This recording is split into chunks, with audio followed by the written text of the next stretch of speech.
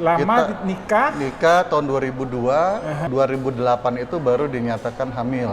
Alhamdulillah. Nah, Oke. saya dapat informasi dari teman-teman ke Dr. Boy Abidin di Mitra Kelapa Gading, bagus. Saya daftar ke sini, jalanin, ketemu. Walaupun saya sempat juga, rame banget. Tapi karena ini anak pertama dan saya nunggu udah lama, anak emas lah istilahnya, Dok. Ya saya jabanin. Ya sampai akhirnya pada saat itu, kalau nggak salah minggu ke-36, Dr. Boy Abidin nyampaikan, wah Pak, pertumbuhan anak Bapak semakin menurun.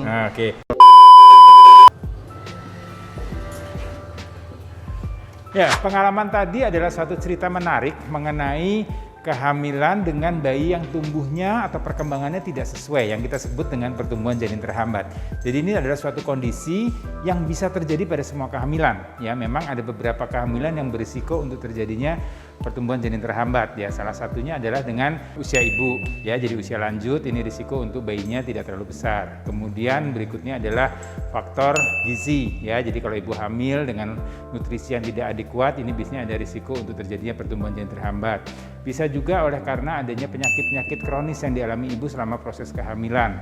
Ini juga bisa menyebabkan pertumbuhan janinnya tidak sesuai dengan harapan. Bisa juga ada faktor infeksi, ya, infeksi yang menyebabkan aliran darah yang masuk ke bayi tidak berkembang dengan baik. Kemudian bisa karena faktor tekanan darah, ya, ibu hamil dengan adanya masalah hipertensi atau preeklamsi, ini biasanya akan terjadi pertumbuhan janin terhambat. Bisa juga ada masalah karena faktor plasenta, ya, jadi plasenta ini adalah suatu faktor yang memberikan atau mengantar nutrisi ke bayi. Ya, jadi banyak faktor yang menyebabkan bayi itu tidak berkembang sesuai yang diharapkan. Jadi yang disebut dengan bayi kecil atau pertumbuhan janin terhambat itu adalah saat lahir dengan umur yang cukup bulan, jadi umur 37 minggu, tapi beratnya di bawah 2,5 kilo. Nah, kalau kita temukan kehamilan itu sudah ada masalah, ya biasanya pada kehamilan di 28 minggu ke atas. Nah, pada kehamilan 28 minggu itu atau kehamilan 7 bulan, itu biasanya kita lakukan pemeriksaan dengan USG. Pada saat pemeriksaan USG, kita lihat nih, per minggunya idealnya penambahannya sekitar 100 sampai 200 gram. Jadi kita bisa lihat nih ada penambahan yang sesuai, tapi kalau tidak sesuai, nah kita coba cari tahu. Ya, walaupun memang kadang-kadang kita tidak bisa mendapatkan kenapanya. Nah, kemudian untuk proses persalinannya ini tidak selalu menunggu di 37 minggu.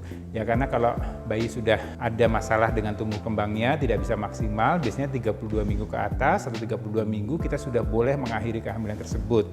Tujuannya adalah untuk menyelamatkan, ya, menyelamatkan bayi supaya dia bisa dilahirkan dan kemudian nanti kita besarkan di luar. Dengan nutrisi, dengan ASI dan segala macamnya supaya dia bisa tumbuh dengan baik. Daripada kita biarkan di dalam, kemudian bisa terjadi hal yang fatal pada bayinya. Nah, untuk mengetahui tumbuh kembang bayi memang tidak harus selalu dengan pemeriksaan USG, ya. Bisa kita dengan, kalau memang tidak ada USG, kita bisa juga melihat dari lingkar perutnya, kita lihat dari tinggi rahimnya atau tinggi fundus uterinya. Kita bisa nilai kalau pertambahannya tidak sesuai atau malah makin mengecil. Nah, ini kita harus curiga adanya masalah pertumbuhan janin terhambat. Ya, jadi ini adalah suatu proses yang memang terjadi dari waktu ke waktu. Artinya perubahan ini memang kita tidak bisa tahu dari awal kehamilan. Kita pasti tahu dari pemeriksaan kehamilan yang dilakukan secara rutin dan teratur serta berkualitas. Jadi itu pentingnya pemeriksaan kehamilan itu dilakukan secara kontinu. Kadang-kadang ada juga yang tanya, dok, kenapa sih saya harus periksa tiap bulan, dok? Kenapa saya sekarang harus periksa 2 minggu sekali?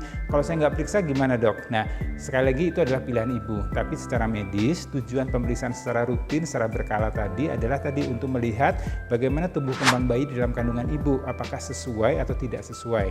Kalau tidak sesuai, kita bisa tahu segera mungkin, ya, sedini mungkin sebelum kita terlambat.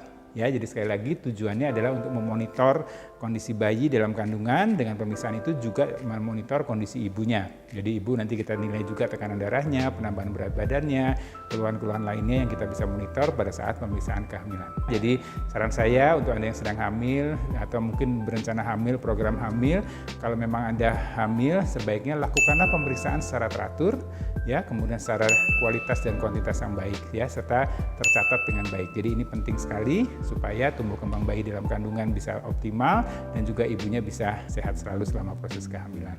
Saya Dr. Boy Abidin, senang bisa berbagi.